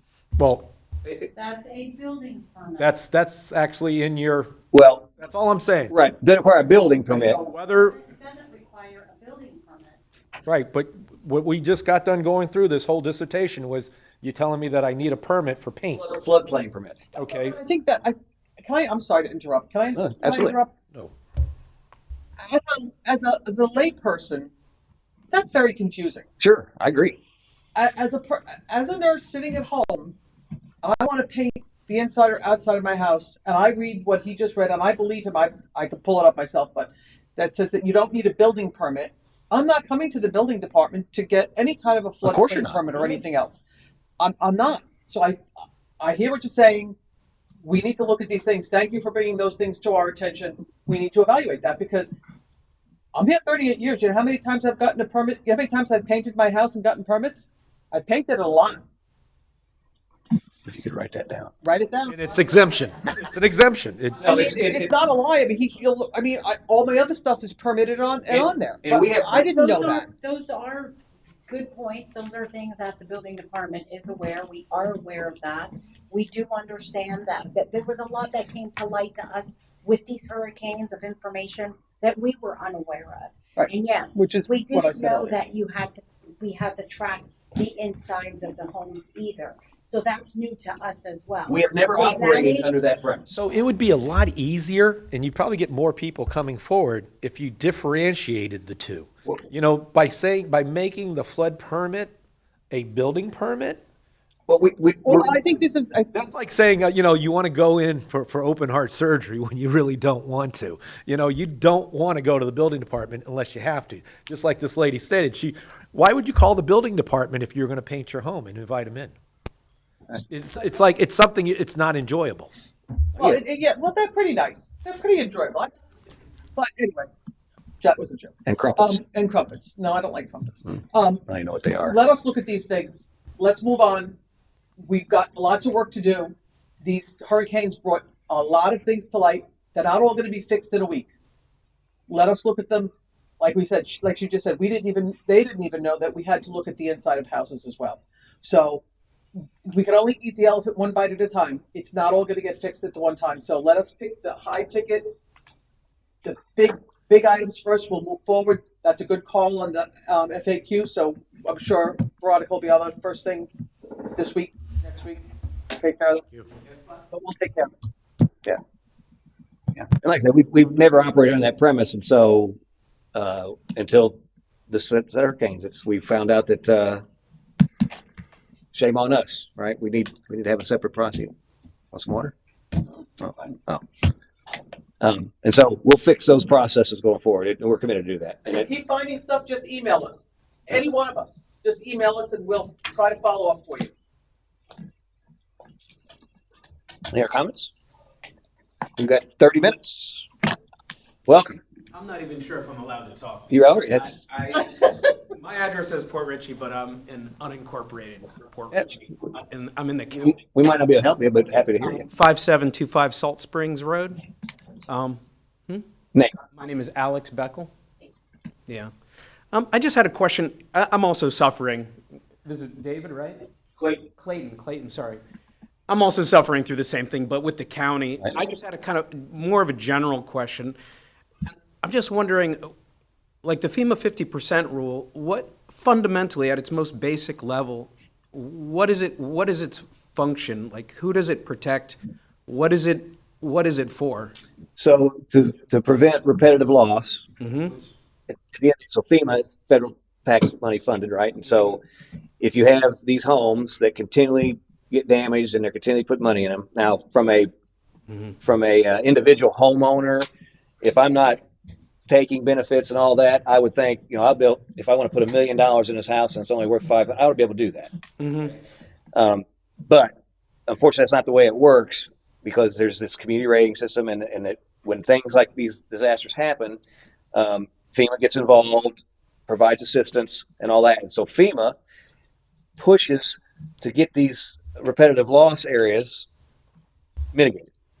So the 50% rule gives you some latitude. If you're below that, you can fix your home and you continue to fix it up. But once you get over that, then you have to bring it into current code compliance so that you don't suffer those continual repetitive losses. That's the premise of it. Okay, so fundamentally it protects you, or it protects the insurance industry, or it protects future owners of the house? If depending on how you look at it, it really protects all of us, right? Because I'll give you an example. I've lived in Florida for 11 or so years or whatever.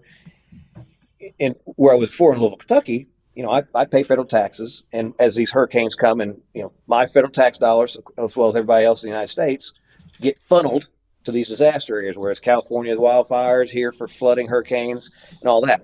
And so there's a cost individually for all taxpayers from the federal perspective, right? And so it does impact you individually, because FEMA is there to protect against these things and help out when these disasters happen. So it's incumbent upon them to protect all taxpayers, to try to get to a point where there's less of a need for that. And that's kind of where that 50%, again, this is my understanding of, and my thoughts. It may not be exactly right, but it's kind of my understanding of the process. So they're trying to prevent these repetitive losses from happening over and over and over again. If you think about it, we could technically have a flood event like this every year, and it seems like we have more and more close calls. 2 years. Yeah, but they literally could happen every year and multiple times a year, right? Because of where we live and because of the weather. And so the idea is that instead of taxpayer money continuing to rebuild people's homes, and then the next year they have to rebuild them again, and then rebuild them again, and then rebuild them again, once you get to a certain threshold, they want you to fix it. So they're not going to subsidize the general public to live in these homes anymore. So that's really the premise behind it. Okay. And the building department obviously is in a similar position, where these regulations are just there to protect homeowners, keep people safe. you know, and I understand that. I'm in the same unique position as Clayton here, where where I self-insure, and I didn't take any money from FEMA either. And you know, I'm sure you feel the same way, where if you didn't cost taxpayers any money, you're paying for everything out of pocket anyway.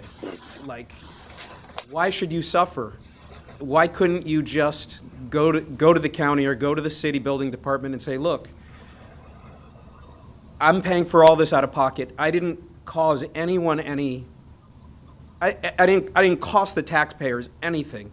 Like, why can't I just go ahead and do that? Why can't FEMA or the building department carve out maybe a special place where you can register your house or have something attached to your deed where you basically say, I never want FEMA money. I will always self-insure, and I should only be liable for myself. I mean, I don't know why that can't be done. I agree. I think of as a homeowner, Yeah. you want to be able to come in and do that. Yeah. That's a federal regulation that has to be enacted, and maybe after all this, maybe that's something that would come down the pike. There really should be something like that, because I totally agree. I don't mind paying out of pocket, you know? And I've got 3 houses that went under, and I'm struggling with the county right now. So I came in here really just to kind of maybe see some faces, and I didn't really come here to talk, but you actually got me going after an hour and a half. You finally motivated me to come up and say anything. Anyway, I'm not here to argue about a personal case. I'm still working with the county. They seem to be helpful at times. I went there really early in December, and the information they gave me has completely changed since then. It's constant confusion down there. Evolving process for sure. I think they went through some training program in early January, and they got on a different page, and then I heard that someone brought a gun into the building department and threatened them. So then they started acting a little nicer again. So it's like, it's kind of strange. I know it's hard on everyone. It really is difficult, and especially when you feel like there was very little damage done to your house. I still have flood cuts in my 2 rental properties. I can't even hire a contractor. You know, I can't even find someone who wants to come out there because they're just little cottages. You know, they're just, I don't know if you guys know Salt Springs Road. No. I mean, I'm a half mile away from here, and Okay, yeah. most people in Port Richey, I've had it, the guy who came out and pumped my septic system, he's like, I've been pumping septic in Pasco for 40 years. He's like, I've never been on this road. I'm behind Gulfview Mall on a little dirt road. Okay, yeah. Yeah, so, you know, we all suffered out there, but we all self-insure. The whole community doesn't take any insurance money, doesn't take any FEMA money, and we're being put through the ringer, you know? But your community, the county as a whole. It's the county. Yeah, I'm not complaining about anything y'all have done. I'm just speaking on the Well, no, I'm just. on the fundamentals. I think When you, from what I'm hearing, the way you talk here, I wish I was annexed into the city so I could deal with y'all instead of the county. yeah, write that down for sure. That was encouraging. That was encouraging. It does. Yeah. Well, the city's a lot easier to deal with than the county. I feel and the city. from Newport just Richey. the small way y'all have been able to talk to one citizen, I feel like there's an advantage to being in the city, maybe. Well, I can relate. I was self-insured. I didn't have flood insurance. Mm-hmm. And now the insurance company, I had homeowners, Mm-hmm. fire, theft, liability insurance. Right. I can't get that anymore unless I get flood insurance. I Right. didn't call them. I didn't ask them for any money. Yeah. So one But they're thing, threatening me and telling me I can't have homeowners. one thing to keep in mind is while you are self-insured and other people are, and I get that, No one on the road is everyone on the road is self-insured. Yeah. but FEMA assistance is available. So you could apply for those benefits. I've used it. Yeah. But Every time I go to FEMA to ask questions, to try to get grants, to do this, that, they're like, why don't you sign up for disaster aid? And I'm like, I don't need disaster aid. Right. What I need is the money to raise my house. But because I wasn't insured, I didn't qualify for any of that money. Right. But so You have to have that insurance before the storm to like get any of the grant money. I mean, it's all this trap. It's very strange. and so here's the perfect answer. Mm-hmm. Let's say that you aren't self-insured, but your next door neighbor is you. Mm-hmm. Who is self-insured, and he just wants to throw his money at his house as much as he wants, and he wants to be able to do it. And I totally agree with you, 100%. Mm-hmm. 100%. But because you, if they let you do that, then the guy that's living next door to you is part of your community, the county in this case, Mm-hmm. because they let you do that, then all of a sudden the entire county loses FEMA money for everybody. The guy living next door to you, it's caught in a pickle. Well, that's why I'm asking, like, why couldn't there be a special category carved out for people who just want to be And there is, responsible for themselves? there is through the court process. There is. Court could do that. Really? I would like to see, again, well, according to me, Okay. doesn't mean a whole lot. What I'd like to see is that there be that you ought to be able to come in and sign up for the city and say, or county or whatever your case may be, and say, I want to remove my home from the community rating system. I'm denying that I ever get any FEMA assistance and all that. And again, that stays on your property in perpetuity. Until you bring it up to compliance. So let's say you sold it, and I would even say that once the buyer comes in, they'd have to be aware of that it's and the remedy to that is to bring it to current compliance, and then they could be back into the thing. For sure. It sounds like a simple solution, Yeah. right? But we can't make that decision. Would love to, but we can't do It can be done through the courts? Well, the courts could do it. Yes, that's the only path to that. Section 1206. 1206? Okay. If they do that, then that's the ultimate effect. Where's my phone? But again, the important thing to remember is that's not, we have to, as a city or the county, as There's a, a process for that. That's not something you can apply. we have to pursue those laws to the end, and the court makes that determination, and then you're able to be removed. We can't and we have to go through the motions. Reluctantly, we have to go through the motions because again, we don't want to tear people's houses down, but Yeah. that's the cards we've been dealt, right? And so we got to play that hand, and we'll play it. And the reason we play it is to protect the whole. I understand. Yeah, I understand. I like to think of myself as a community-oriented person, and I believe that, like, You don't want to cost your neighbor. umbrellas that take care of, the whole U.S. I enjoy my health insurance. Like I know it, I can afford it because everyone's paying into a system. But I guess on a different note, maybe I'm going to change the topic finally after. Again, If y'all haven't been on Salt Springs Road, I'd invite y'all to come out, knock on my door. I'll give you a tour. Maybe just do a drive-by if you want. It's a beautiful little community right behind Gulfview Square Mall. Most of the houses out there are 75 years old, between 60 and 75 years old. I feel like there's a real history there. There's an ex-Port Richey mayor used to live at the end of the road. There's a little shack there that was a schoolhouse that was transported from somewhere else in the county. We don't know. It's an octagon building. We feel like there's history there, and it's like 25 years away from being 100 years old, where, finally, that's when people start to notice history, right? When something makes it to 100. And it'd be a shame to see, like, some of these structures get torn down by the county because of this rule. Right now, there's 2 structures on the road that the owners have convinced themselves, even though I've told them to get appraisals. I got appraisals on all my properties.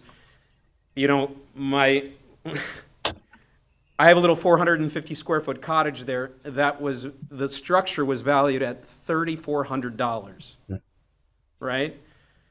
And it wasn't substantially damaged, which is shocking to me. This shows you how weird the numbers are from the county. And there's no way I could go into it said it was not substantially damaged, but if I had started the process to pull the permits, they would have said, oh yeah, you are substantially damaged, and it would have flipped my status immediately. So I didn't bother to go talk to them. I just got an appraisal. And that structure went from $3,400, even though the people at the county in December said, oh, it's not going to raise your value that much that you can save the structure. That's what they were telling me in December, when they sent me these letters. Anyway, it's now worth $71,000. That's substantial. That's more than enough to get the work done, But I still have questions as to whether or not the county is going to allow this to happen. I don't know. They have this way of inflating numbers, to commercial rates. you say to change your tax valuation? I'm sorry? You say you don't have the county's going to change your tax valuation on that They property? say it won't. That's correct. That's what do a I've. private appraisal. You bring it to the building department, not the tax appraiser. Correct. Process. And I have that on authority of the tax collector. It doesn't, yeah, it doesn't affect your taxes. But, anyway, I'm still in the middle of it. I'm frustrated with the county. Please annex us. Just come out and see the road, because I feel like I've always envisioned the street as a more of a community space anyway. You know, like I've purchased some of the empty lots out there. I've always hoped to build something out there that was more historic and community oriented, like something that would, you know, like some type of wedding venue at the end of the road that's right on the water. You know, maybe classrooms, maybe even starting like a nonprofit that somehow it takes the entire road away from residential and brings it into some type of community art space, something like that. But, you know, if it all gets torn down, none of that can happen, and then you're just going to get a bunch of condos there. You know, you bring up an interesting point. And I'm going to ask this question. Obviously, there are historical sites. There's an exemption for It's deemed a historical site, yeah, but you've got to go through the process to get it establishing the process. Yeah. It takes forever. Yeah. Yeah. It takes forever, and I don't know if it would qualify, but, you know, it's y'all have been to Arapica? This little road is just like Arapica. It's just a little dirt road with little shacks on it right on the water. It's beautiful, you know, and it's a lot closer to, and it's part of, kind of almost in Port Richey. My address is Port Richey. Do you have our water service there? I do. No. Yeah. I think only the mall. No, you are. If you drive down, you know where Bob Evans? I didn't even. I know exactly where it That is. gravel road. Yeah, I've been down there. You take that left. Yeah. You actually look. I don't know why you look familiar. Maybe we've talked down there when you drove down there one time. I don't know, but your face looks familiar to me. Right down there. I've never been down there. Come on back there, and if you all want to come out as a group one time and just kind of like look around and see what we've got out there, you know, we've got two people that are going to tear their houses down because they're not willing to fight for it. Houses that were built in 1950, 1955. They're not even lived in. That's the sad thing. They were second homes. One of them wasn't even like a vacation home. It was just sitting there, and they live over an embassy. And, you know, built in 1950, her dad's home. It poses no threat or risk to anyone. They weren't renting it, but now they're being forced to tear it down because they got this determination. Well, they're not forced to tear it down. Just be clear. You have to tear it down or elevate it. Yeah. To, I don't know what the counties, are they a foot above freeboard? What's theirs? Their foot. Yeah. So it has to be raised to a foot above the freeboard, which may, in that area. 9 feet off the ground. I already looked into 9 foot. 9 feet off the ground there. Yeah. So that you wouldn't have to tear it down. It would be elevated. But there's no money to help these residents with that because no one was insured. And all the grants, even SBA loans don't. Yeah, Elevate Florida. There is a new program out. Yeah. Called Elevate Florida. I just applied 2 weeks ago. I applied to that. Just contacted yesterday, Mhm. and we're gonna put out some information. We may host a presentation here soon. Yeah, So, Elevate Florida's going to be here, yeah. right? Is that, Yeah. When is that? We don't. That's set today. We're waiting for the state to give us the date and the time. Mhm. So, but I was just asked about that yesterday. Okay. So Keep an eye on the Elevate, website. I Elevate. already applied. No, keep an eye on our website too if you want to come out. Come, Yeah. yeah. I would like to meet people from FDE. It's FDEM, right? Yeah. Yeah, I'd like to meet people from there because I feel like I tried an SBA loan, didn't qualify for that. I looked at all the grants, and just by not having insurance, you are taken off the table. Like, no money for you, right? This is the first grant that so far so good. The SBA loan didn't say anything about insurance until I got all the way through the process. I went through 4 stages. Would they require Verifying my income, and then finally on the 5th stage, they're like, "Did you have insurance?" And I'm like, "It didn't say that anywhere." But now that's where we're at. Did I have insurance? So because you didn't have insurance, Because I didn't have insurance. I can't even get an SBA loan, which is money I have to pay back. Well, that's interesting because it's crazy. You can take FEMA money if insurance. I got an SBA loan and I did not have flood insurance. Okay. So 2 days ago, that's what they asked me. Did I have flood insurance? And I said, and they asked for proof of that. And I responded. I haven't got a response back, but I responded that I did not have flood insurance. They do 50,000 unsecured, 100,000 secured. Okay. But you have business, right? So it's maybe different. I did. They did because of the. Yeah, I'm doing residential, Uh-huh. primary residence. Yeah. Yeah. So, Yeah, let me check in a little further. It seems odd they would require that. I mean, I could see if they may make a requirement as you get the loan that you would have to carry insurance on. That would make more sense to oh me. yeah, afterwards you definitely have to have insurance. Whatever you rebuild or whatever you use the money on, you'll have to carry insurance Yeah. forward. And I'm trying to get money to elevate one of the houses. You know, I'm not trying to stay out of compliance. I'm trying to do the right thing. But there's actually no help. You know, it's like pretty wild. Anyway. You guys are doing a great job. I'm not complaining about you. It is hard. You know, I'm a nervous talker, so my hands are probably shaking. I'm not a good public speaker, but keep up the good work. Thank you. And, you know, Clayton, I think just persevere. We'll all get through it together. You were offering to like to go into his house, like send an inspector in to like verify, you know, what kind of work was done.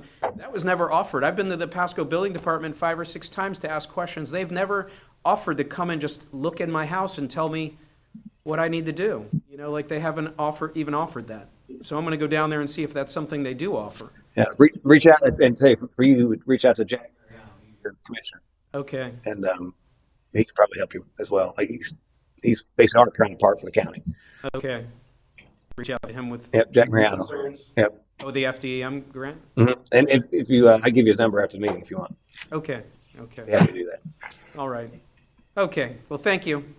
And if y'all want to. Yeah, I would definitely drive down. Like I said, I was lit. I didn't know you could go back there. I thought it was, I mean, Come out there. If you want me to give someone my phone number so you can give me a call if you want to like kind of walk the property. You know, I've been inviting people. You know, I'm trying to invite everyone out to see that we have something really special out there that is worth saving. Okay. Well, one thought is we're celebrating our 100-year anniversary in this town. Mm-hmm. Still are. I'm sorry. I meant to go on the tour with you guys the other day. Well, and that's where I was going to suggest is the Pasco County Historical Society was narrating the trip. My suggestion would be is potentially contact them for your little community and potentially they have something on. West Pasco Historic Society in downtown Newport Richey. Yeah. I've been hanging out with them a lot lately. Okay. Yeah. I know Paul and Bert. I don't know that you know these guys. Paul Freelander. Oh yeah, Paul. Freelander. I think Yeah, it's Freelander. Tall guy. he's retired. Yeah. Yeah. Is he retired? I think I think they're just volunteers at the Historic Society. They're like amateur historians. Bert is a doctor. He's a retired dentist. But they like do a lot with Pioneer Village over in Dade City and the West Pasco Historic Society. Anyway, I've been going there lately. I've become a member. I've been going to the presentations at Peace Hall, which is really cool too. Mm-hmm. But, you know, I will say, come out to the road. I feel like we are, because my address is Port Richey, I feel like part of this community. I haven't been here before. I should be ashamed of myself. I've been living here for 4 years now, and I haven't been to a single city meeting. And I feel like,